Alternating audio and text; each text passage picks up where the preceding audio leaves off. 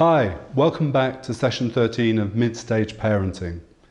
This session and the next will focus on the shift within the family as children head towards what we call secondary school in the UK or middle junior high school in the US.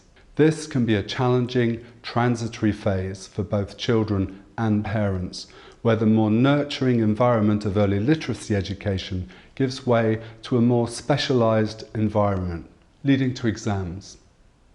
In this session, you'll learn 1. How your child's move to a school full of older children can create concerns and worries, and how to manage concerns about your children relating to bullying, racism and mental health issues, using a case study and an exercise. Just as quickly as you thought you might finally be in some sort of routine and understanding of your new family, things are already changing as your first child heads towards secondary school. Travel arrangements, food, clothing, ground rules, and even school ethos and religious practice will have changed overnight. And your child will be like a young salmon who will have to learn to swim the depths of a new current in this new river. As a parent, it's a real art to give your children the right preparation for this journey. The culture and understanding of these transition difficulties are likely to be very different from your own experience of changing schools 20 or so years earlier. Because of the scale and complexities of the move, some children may worry about feeling excluded, particularly if they are on the periphery of a group of friends who are also moving to the same school. Social media can be a tool for either positive or negative inclusion, and some children may get the message that they, unlike their peers, will be offered the security of being a protected group member. As an example of how your child may worry about this move, let's look at a case study of our couple, Sasha and David, talking about their oldest daughter not wanting to go to school. That's good. Cup of tea? Yeah. Yeah. Oh, before you go though, I'm a bit concerned about Grace at the moment. I mean, she just seems a bit out of sorts. She doesn't want to go to school. She seems a bit withdrawn, and it's not like her. It's quite out of character. Yeah, I've noticed. Although, I don't know if it's a good idea we're keeping her off school, because we can get a fine. I read about it recently. But not to worry. I'll take her in and we'll see the headmistress tomorrow. And we'll find out if there's any sort of bullying or anything going on. Oh no, I don't think it's anything to do with that. I mean, this school is really good. It has a really good reputation.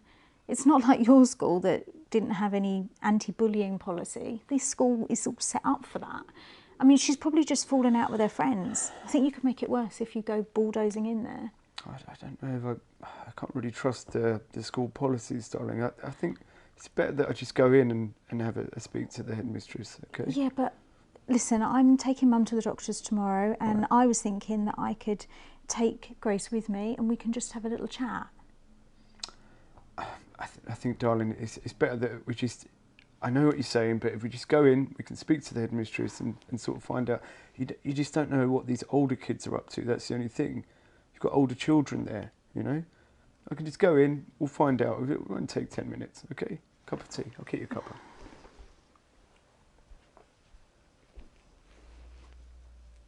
Sasha and David have again had very different experiences of their high school years.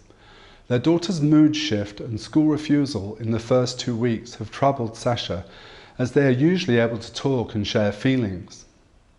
David's memory of the punitive system he experienced at his boys' grammar school is exacerbated by a letter from his daughter's school, which mentions fines for families who don't ensure their children attend regularly without good reason. The tension between finding a solution quickly and being sensitive to their daughter's needs has left them unclear about their duties. So let's do an exercise to show you how to use the resources within your relationship to resolve the kind of confusion Sasha and David are facing. It will help you as a couple to differentiate between what your own experience of secondary school was and what your child's is now. Set aside some time and space with your partner and each write down your own experience and feelings about when you moved to secondary school. Now, discuss the following. Did you make this journey alone or were you part of a friendship group? If so, write down or share the names of those people. Which family ethos or value do you or the school have now that would have helped you before as a child? And finally, discuss if there are clear similarities or differences between your experience and those of your child, acknowledging how schools now have many more support services and resources than they did in the past. When you next come to speak with your child, it will be possible to draw on this joined-up supportive narrative and offer a more empathic whole family approach to the problems your child is facing. In this session, we've looked at joined-up parenting during the tricky transition from the world of primary to secondary education.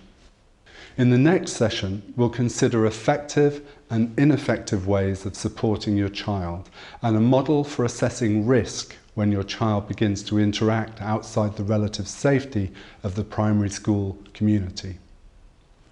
We'll see you there.